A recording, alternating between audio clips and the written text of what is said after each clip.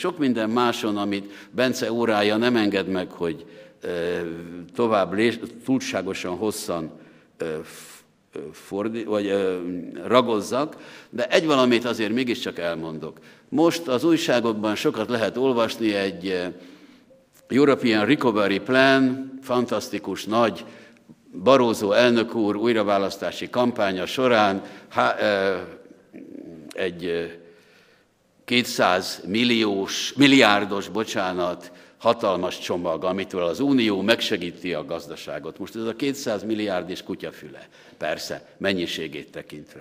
De ebből 170 milliárdot a tagállamok maguk keretei között, de valahogy lepecsételve ezzel az európai tervvel próbálnak osztogatni. 25 milliárd az Európai Fejlesztési Bank, és mindössze 5 milliárd, amit az Európai Unió saját költségvetéséből úgymond az európai gazdaság megmentésére akar formálni.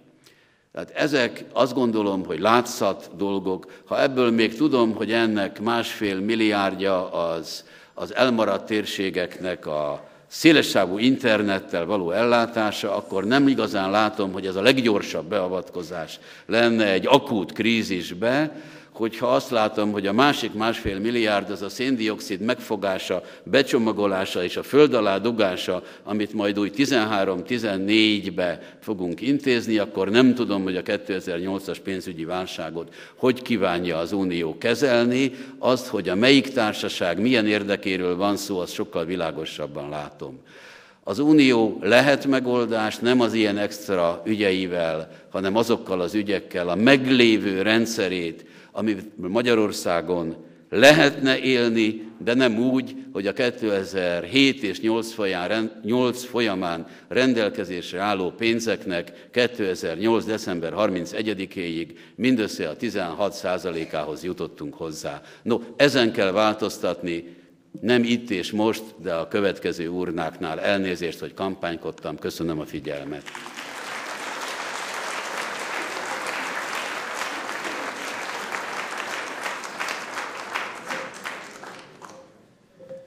Most két előadás erejéig a milliárdok és a százalékok talán nem fognak olyan sűrűn röpkedni, mint eddig, de akkor nézzük meg ennek a lelki vonalát, és Buda Béla pszichiáter következik.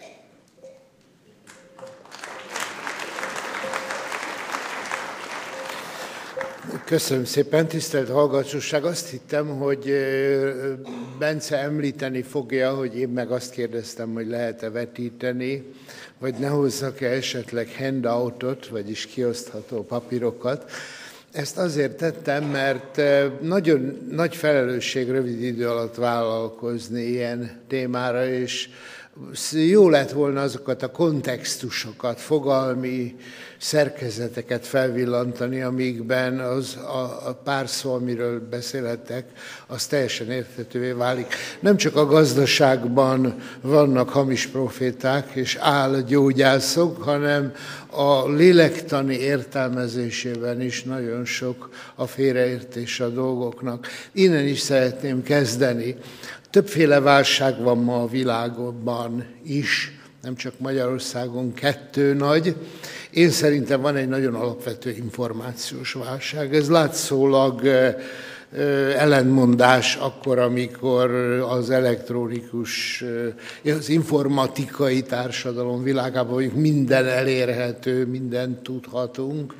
Igazában az a burok, az a biztonság, ami nyugati civilizációban megépült, az élet kényelmessége, a javak bősége, az most alapvetően veszélyben látszik lenni, és ezt valahol a 2000 év hozta fel, 2000. év és az utána következő korszak hozta felszínre.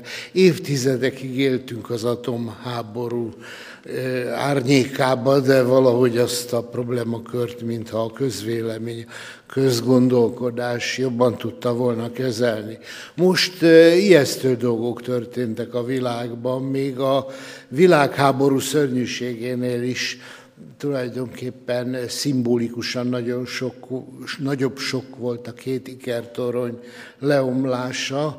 Ugye hát nem történt, nem fordult még elő, hogy a légi forgalom hosszú időre leállt volna az egész nyugati világban egyetlen esemény nyomán. Azután hát a New Orleans-i nagy árvíz ugye bemutatta, hogy az Egyesült Államok informatikai rendszer is tehetetlen, azóta számos intézet foglalkozik katasztrófa, krízis kommunikációval, és most megint valami fölmerül, hogy most mi történik. Gazdasági válság lesz, pénzügyi válság lesz, a világ a hibás, egy régió, egy ország, és igazában az emberek nem tudják, hogy miről van szó.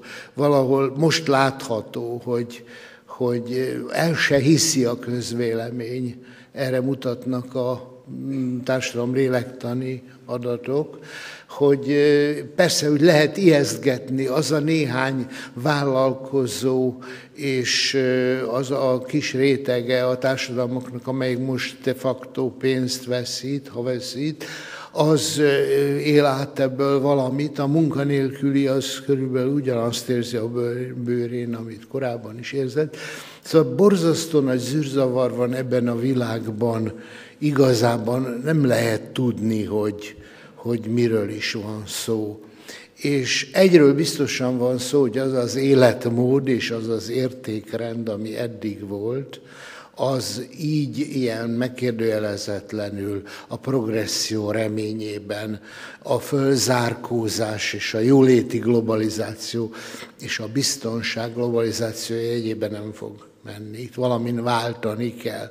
És itt megkérdőjeleződnek ezek, hogy a fogyasztásnak mi a szerepe, hogy a versenynek, a versengésnek, ugye a gazdaságban hallottuk, hogy egy eleven erő, de az emberi világban tulajdonképpen az elidegenedés és a lelki traumatizáció és a társadalmi dezintegráció egyik tényezője, hogy lehet-e ezt tartani, hogy a konszum-e az élet célja, hogy a biztonság hol van, hogy lehet-e felhalmozni, vagy hát más erők, más tényezők teremtik a biztonságot. Na ez az a világ, ahol nagyon sok fogalmat lehetne itt most ilyen vászonfelületekre felvillantani, és akkor abból tudtam volna mutatni összefüggéseket, de csak annyit mondok, hogy a lélektan szempontjából ami várható az az, hogy